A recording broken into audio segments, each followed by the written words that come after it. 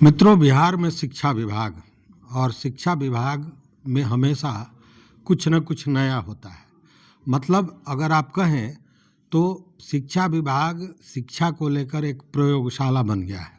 रोज नए अनूठी योजनाएं आती हैं और इसी तरह का एक अनूठा फिर योजना आ रहा है। और ये योजना आपको याद दिलाएगा आज से 100 वर्ष पुराने जो गुरुकुल की पद्धति होती थी उसी पद्धति का। आप जानते हैं कि स्कूलों में मध्याह्न भोजन की व्यवस्था होती है और मध्याह्न भोजन सब स्कूल अपने अपने तरह से कराते हैं। तो अब शिक्षा विभाग ने एक नया फरमान जारी किया है, एक योजना लाई है।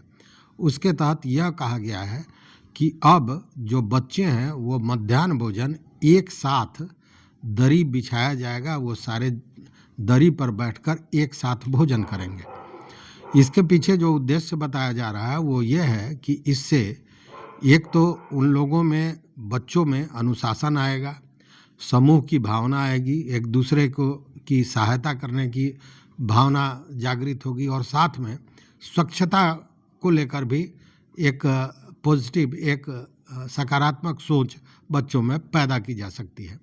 और इसी को लेकर ये सारी कवायद चल रही है। देखिए, लगभग 52,000 स्कूलों में इस तरह की योजना लागू की जा रही है और इसमें लगभग 1,90,000 लड़के ऐसे होंगे जो बच्चे, छात्र छात्राएं, जो एक साथ दरी पर बैठकर भोजन करेंगे गुरुकुल स्टाइल में। गुरुकुल में जिस तरह होता था उसी तरह ये व्यवस्था की गई है।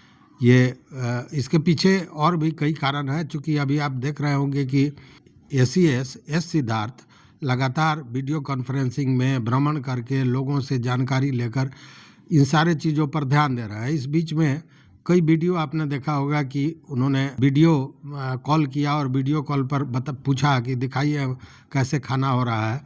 तो सब जगह तो नहीं, लेकिन ज़्यादा जगह बेतरतीब ढंग से बच्चे कुछ खड़े हैं, कुछ खा रहे हैं, कुछ बैठ के खा रहे हैं। तो इन सारे चीज़ों को ज़मीन पर बैठे हुए हैं। इन सारे चीज़ों को देखने के बाद एस सिद्धार्थ ने ये योजना लाई है। एस सिद्धार्थ की यह योजना जो है वो कितनी अब लागू होती है, कितना सफल होता है, यह तो देखने की बात है। लेकिन आपको बता दें कि इसमें यह भी कहा गया है कि जो भोजन का क्षेत्र है उससे 200 मीटर तक पूरी तरह स्वच्छता रखना है। यह आदेश जो है वो अजीब सा लगता है कि क्या स्कूल में जो भोजन क्षेत्र है उसके 200 मीटर में ही स्वच्छता की ज़रूरत है? पूरे स्कूल में स्वच्छता की ज़रूरत नहीं है, पहली बात। दूसरी बात कि ये जो फरमान जारी हुआ है इसमें यह बताइए कि कितने ऐसे स्कूल हैं 52,000 स्कूलों में जिसमें भोजन का क्षेत्र के बाद 200 मीटर जगह बचता भी है।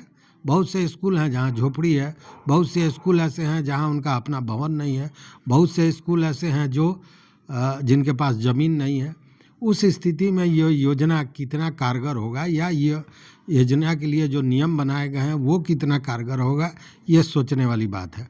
लेकिन निश्चित रूप से इसको हम कह सकते हैं कि अगर ये योजना सफल होती है तो बच्चों का अच्छा। इसमें एक और बड़ी सोच ये है कि जब बच्चे एक साथ बैठेंगे तो उनको उम्र के अनुसार, या यूँ कहें कि जो बड़े हैं जो छोटे हैं उसके अनुसार उनको भोजन भी दिया जाएगा ताकि कुपोषण का मामला नहीं हो। मतलब बच्चे कुपोषित नहीं हो, भोजन देने का मकसद भी वही है।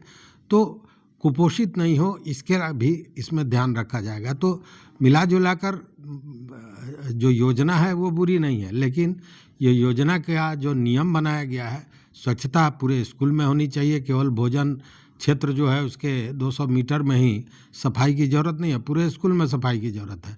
दूसरी बात कि बहुत से, जैसा मैंने कहा कि ऐसे स्कूल हैं जहाँ इतना ज़मीन ही नहीं है, इतना जगह ही नहीं है। तो ये सारी चीज़ें मैटर करेंगी। लेकिन देखने वाली बात है कि ये योजना, जो गुरुकुलम योजना चल रहा है, ये कितना सफल होता है ये आगे देखने वाली बात होगी। और साथ में यह भी कहा गया है कि अगर पकड़े गए बच्चे ज़मीन पर बैठे हुए हैं, मतलब दरी का प्रयोग नहीं किया गया, उस स्थिति में वहाँ के जो प्रधानाध्यापक होंगे उन पर कड़ी कार्रवाई होगी, मतलब वो नपेंगे। तो अब देखना है कि कितना सफल होता है यह योजना। इस वीडियो में बस इतना ही। देखते रहिए मत अभिमत। मित्रों, चैनल पर नए हो तो सब्सक्राइब कीजिए, लाइक कीजिए, दोस्तों के साथ शेयर कीजिए और अपना विचार जरूर दीजिए। बहुत बहुत धन्यवाद, कोटि आभार।